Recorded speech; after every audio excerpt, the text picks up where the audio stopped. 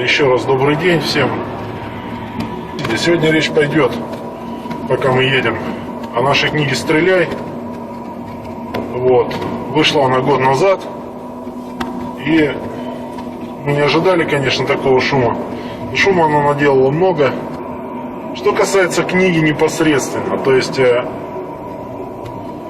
мы получили массу хороших отзывов от людей. Просто даже неожиданно много. Честно сказать, не ожидали столько хороших откликов. Все они приходят на почту, люди подписываются, люди оставляют свои координаты. Вот. Вся остальная критика, она анонимна. Она, как правило, в сети, и она не в наш адрес, а просто такой вот, знаете, выкрик в общее информационное поле, такой крик о помощи. Непонятно кому, непонятно зачем, но критика достаточно типажная, и типология ее легко узнаваема. Сейчас я расскажу об основных видах, которые мы пронаблюдали. Ну, во-первых, это адепты различных стрелковых стилей, скажем так, чей мир обрушился, когда они начали читать. Люди просто не поверили, что все настолько, скажем так, и просто, и очевидно, что нет никаких секретов в этой стрельбе, и не будет их никогда. Первая группа критиков это, скажем так, интернет-тусовка со стрелковых всяких сайтов. Вот. Это люди, у которых на аватарках, например, утенок в таком берете и с таким пистолетом, вот с раструбом, как у пирата. Вот. И там написано, там, допустим, там шутганер, там 68, это его год рождения. То есть человеку уже очень много лет, он все еще шутганер, он тусуется на всяких сайтах, и вот он пишет всякую хуйню. Как правило, их рецензии короткие.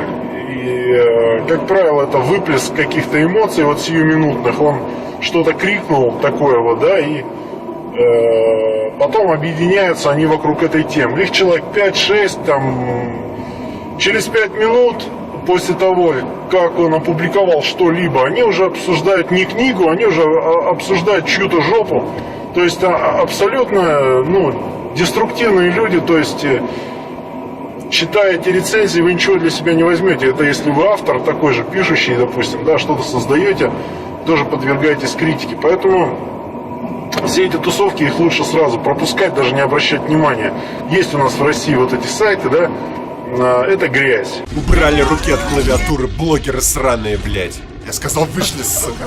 Кому тут что непонятно? Руки от клавы, руки от мыши, блядь. Ветер. Ты шутганер 68? Дружище, ветер. Это же я, шутганер 68. Блять, он убил шутганера 68. Слушайте, не вздумайте сказать, что он игры, это шутганера.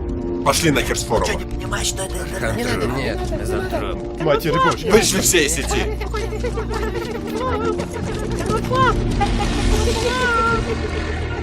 Вот.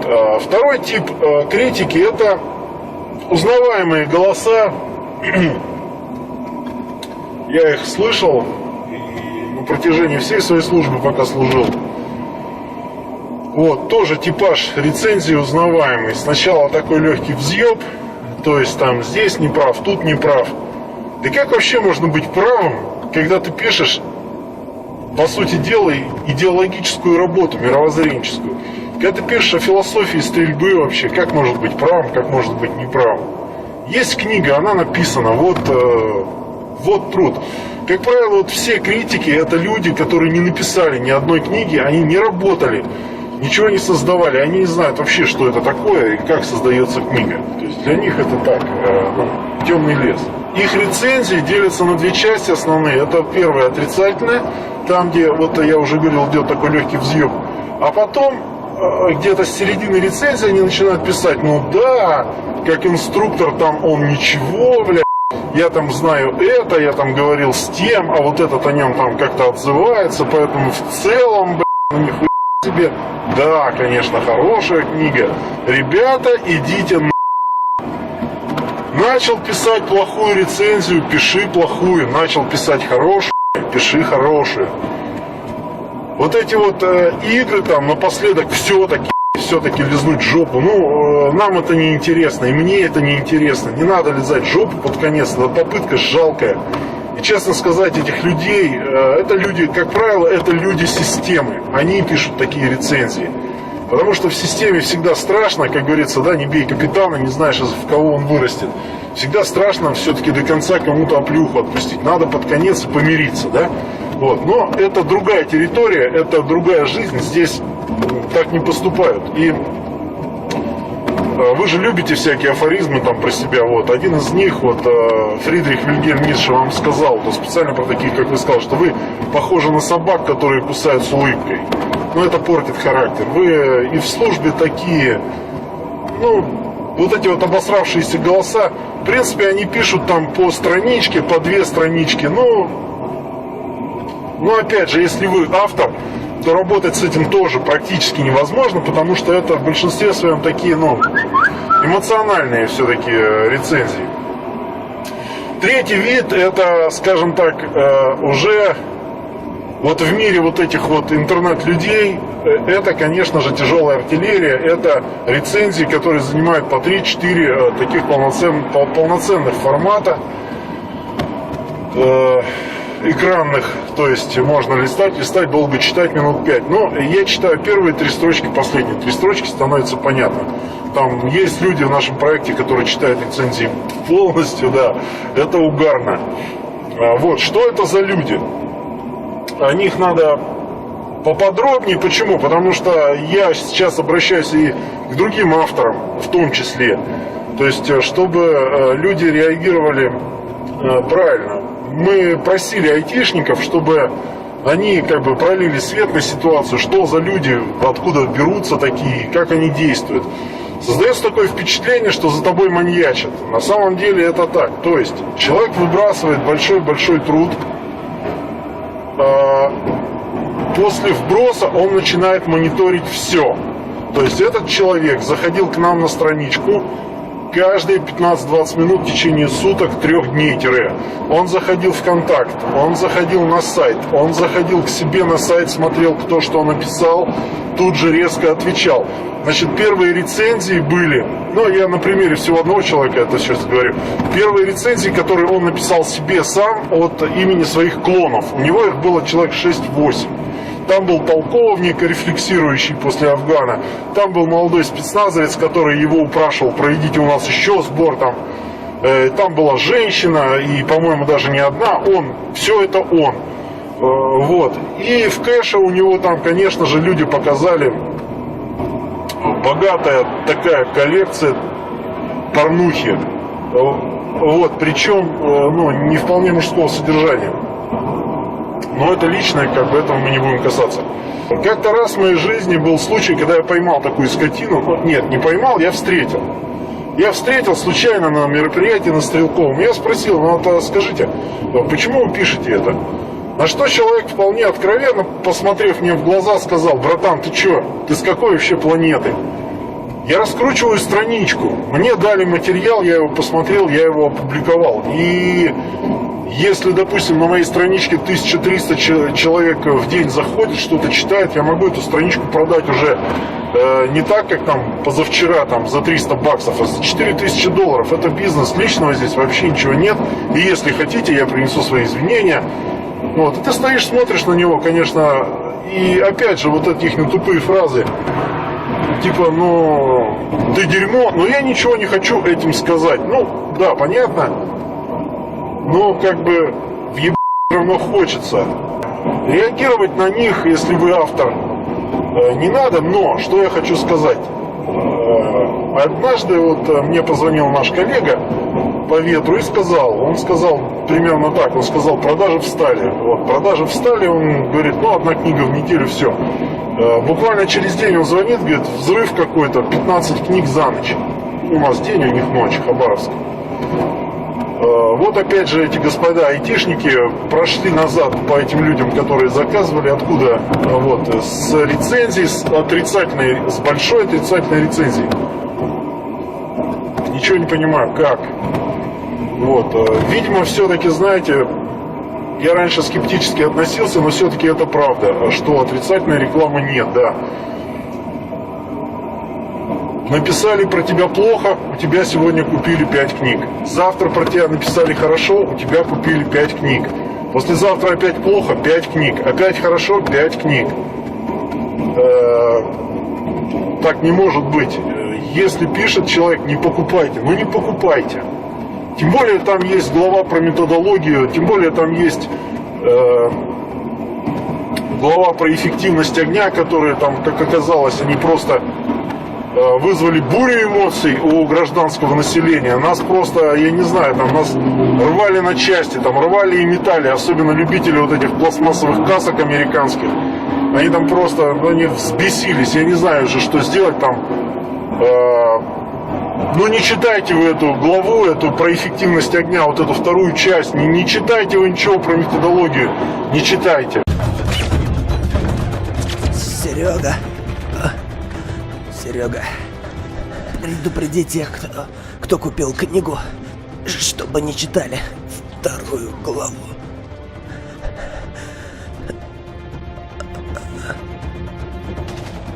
Не читать! Конечно, вся критика, вот что удивляет, отрицательная критика, ну почему-то она анонимная, люди не хотят подписываться. Вообще, всегда и везде, конечно, за критику, скажем так, за рецензию. Люди платят деньги, люди в этом заинтересованы. Для чего? Для того, чтобы что-то узнать. Где ты допустил промашку, чтобы люди указали на ошибки. Вот. Но здесь, конечно, все совсем иначе получилось. Я хочу сказать вот подробно об этой категории мужчин, которые сорвались вот в эту жуткую истерику. Вот эти рецензии с кучей восклицательных знаков, с кучей большого такого шрифта заглавного, то есть целые предложения они им писали там, с вот этим вот интернет, вот этими выражениями какими-то. Вот эти вот мужчины, которые, мозг которых взорвался, они все очень типажные. Я что заметил, вот они все как будто бы родные братья. Вот, это вот, знаете, видели, наверное, вот этих собачек, которых выгуливают такие пожилые матроны. Она маленькая, эта собачка, она дрожит, и у нее вытаращенные глаза всегда такие мокрые, да? И она, вот эта собака, она одновременно может срать на газон и лаять на вас. Вот эти люди, они примерно то же самое. То есть я больше чем уверен, что вот этот компьютер, на котором они работают, пишут, он у них стоит, вот знаете, как вот в сортире, да, вот как на фотографиях иногда в интернете показывают, то есть возле унитаза прямо, он прям там и сидит, и жрет, и срет, и пишет. Некоторые из них, конечно, отсылают к своим работам, но если вы пишете, если вы что-то публикуете, пытаетесь публиковаться, ну вы, наверное, знаете, да, что одно из требований, это, конечно, новизна. Ну, нельзя скачать из интернета кучу материала себе, как-то его переосмыслить и выдать переработанным. Но это получится тот же самый материал, просто пропущенный через сито ваших там не всегда свежих мозгов. Это все всегда узнаваемо. Почему? Потому что есть методология. Но все равно делаем шаг назад, и вот это ваше исследование стресса, которое пренепременнейше, конечно же, приводит, к тому, что, а что же делать, если в моей крови выделился норадреналин? Да нихуя не делать. Просто жить дальше. Исследование каких-то экстремальных ситуаций, там люди их исследуют. Да выйди на улицу просто. Да до кого-нибудь, выбей человеку зубы, отними деньги. Вот тебе экстремальная ситуация, попробуй это сделать. Все ты поймешь, не надо будет тебе ничего не писать, не исследовать. Почему книга вызывает вот в этих недомужчинах такую истерику, такой вот крик? Вот, ну мне, честно сказать, непонятно. Один раз на сайте было обсуждение книги, и мне позвонили, сказали, зайди, посмотри, присоединись. И люди помогли, они прошли по вот этим вот их там никнеймам, там, посмотрели, откуда люди вошли на сайт, чтобы пообсуждать, пообсирать книгу. Там был чудак из Молдовы, клоун один из Украины, из Прибалтики пара чудаков. Был, по-моему, поляк и был один клоун, все они русскоговорящие, русскопишущие, из Канады. Вот канадцу мы пишем, ну а тебе здесь чего надо, у тебя уже глубокая ночь, должен спать. Вот только мы это написали, люди поняли, что мы поняли. И начинается вот это: модератор, закрывай тему, здесь больше ничего интересного нет. Модератор закрыл тему. Это вот эта вот грязь российских сайтов. Все-таки, если вы ищете какого-то откровения там, что вы там найдете? Советы вот одной и той же кучки дебилов, блядь, которые носятся здесь по Москве, блядь, наебывают коммерсов за бабло, учат их положение султом и всему остальному прочему. Вот так вот учат делать, вот так по пистолету, когда заряжаешь. Сколько книг вы видели до того, как вышло «Стреляй»?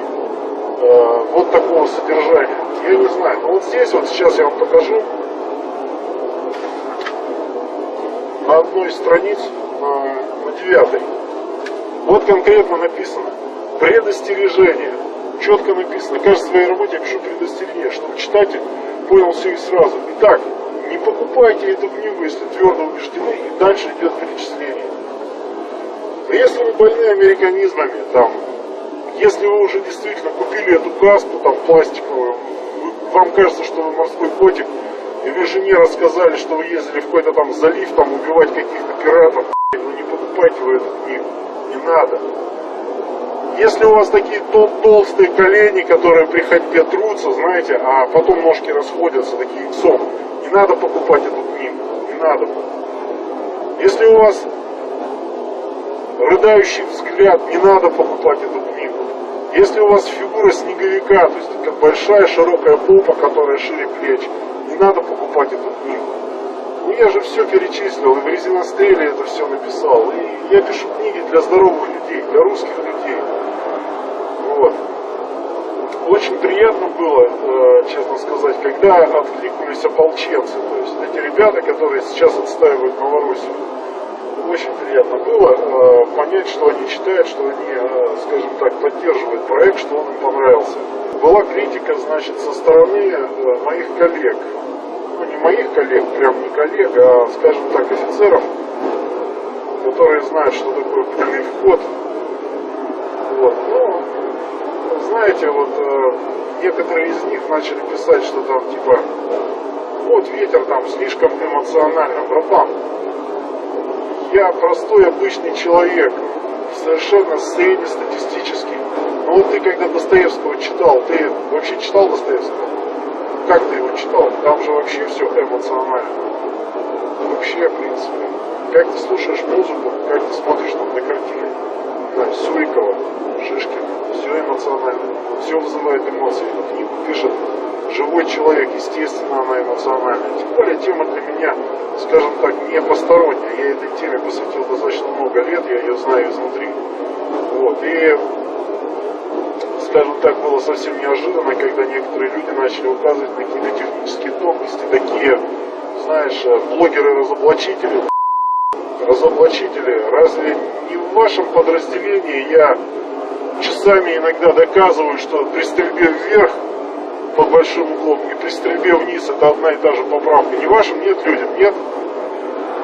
По-моему, вашим. Понимаете, противник, например, противник здоровых людей, живущих на планете, это вот те самые люди, которые атаковали Францию недавно в Ницце, когда он просто давил детей. Я на каждом своем семинаре для гражданских всегда говорю, я говорю, тварям все равно, они будут наносить удар по самым уязвимым местам, незащищенным. Они будут убивать ваших детей. Какая разница между ними? Вот скажите, в России забили полковника и семью черенками от лопаты. То, что его дочь убивали, по голове били ей палками, маленькой 5-летней девочки. Ну какая разница? Этот сел в фуру, начал давить детей. Дело в том, что пока общество не поймет, что идеологическое вторжение на территорию, на, опять же, мировоззренческую территорию, этноцентрические части населения любого государства надо рассматривать как вооруженное вторжение. Это все равно, что залетел стратегический бомбардировщик. Это все равно, что вошли группы спецназа. Если кто-то лезет со своими мировоззренческими установками, своей идеологией, этих людей надо останавливать всеми средствами. Что сделали люди в ответ на агрессию? Ну, они придумали кучу хэштегов всяких зажгли свечки, положили цветы, да они ничего не сделали. А потому что они уже не умеют ничего делать. Или Хамсин мы писали, у нас есть большая статья, называется «Антифада кухонных ножей». Это как раз про террор-одиночек. Этих людей остановить нельзя. Все. Они уже живут вместе с вами, они живут вместе с нами. Вы их не остановите. У него сегодня киллер в голове сработает, и все, завтра он уже террорист. Следить это практически невозможно, ни одна спецслужба мира это не сделает. Защищать надо свою идеологию, защищать надо свое мировоззрение. Вспомните, как радовались вот эти вот задроты, когда расформировали отдел по борьбе с инакомыслием. Мы расформировали его не только у нас, везде. Так? Нормально. Защищать надо свою идеологию, свои мысли. Защищать надо то, что показывают сегодня детям с экрана. Брать книгу и читать. Не торчать в интернете и писать всякие глупые рецензии. Всем хочу пожелать здоровья.